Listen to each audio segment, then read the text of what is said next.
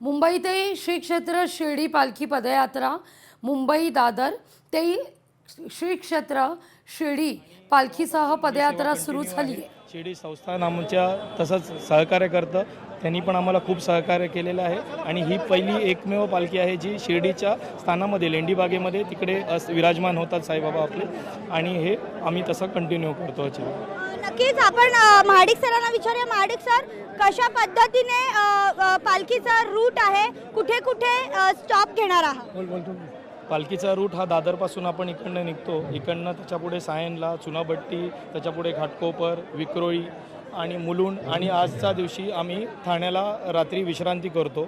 तसंच सकाळी लवकर 5 वाजता उठून आपण पुढच्या भिवंडीच्या दिशेने निघतो। असे 9 दिवस आपल्याला लागतात शिर्डीला आपल्याला पोहोचण्यासाठी। त्यासाठी भक्तांना सकाळचा नाश्ता, दुपारचं जेवण, संध्याकाळचा नाश्ता, रात्रीचं जेवण हे सगळं मंडळ उपलब्ध करून देतं, आणि त्या अनुषंगाने आपण भक्तांना केवळ साईबाबांचा प्रचार आणि प्रसार करण्याच्या उद्देशाने ही साई सेवक मंडळ मुंबई अशी पालखी।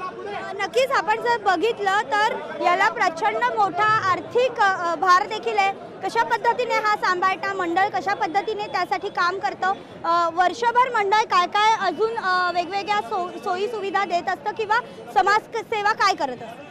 आमचं मुख्य तर हा 9 दिवसाचा कार्यक्रमच आमचा मुख्य, रामनवमीच्या सणाला आम्ही जो निघतो हाच आमचा मुख्य कार्यक्रम। पण त्याचबरोबर आम्ही रक्तदान शिबिर म्हणा, कुठल्या गावाला जशी काय मदत पाहिजे असेल काय त्याच्यामध्ये त्या अनुषंगाने आम्ही करायचा प्रयत्न करतो। पण ही वारकरी दिंडी सोहळाच आणि तो स्वरूप आजच्या सोशल मीडियाच्या युगामध्ये म्हणजे मोबाईल आणि हे करून जिकडे जागा भेटेल त्या अनुषंगाने आम्ही देवाची सेवा करण्याच्या ह्याच्याने आम्ही त्याच्यावर हे करतो। पोथीपारायण आमचं दरवर्षी श्रावण महिन्यामध्ये आणि मार्गशीर्षमध्ये आम्ही दोन्ही ह्याच्यामध्ये पोथीपारायण असतं। ज्या भक्तांना कोणाला इच्छुक असतील तर त्यांच्या घरी बाबांचा फोटो जो पालखीत गेलेला असतो तो आम्ही तिकडे नेतो, त्यांना बाबांना बसवतो आणि त्यांच्यासमोर 5 पोथ्यांचं पारायण करतो। आता आरती झालेली आहे, काय आहे म्हणजे आता प्रोसेस काय आहे, कधी निघणार आहात इकडे? आता 15 मिनिटांनी आरती सुरू होईल। आरती जशी झाल्यानंतर आम्ही इकडनं निघून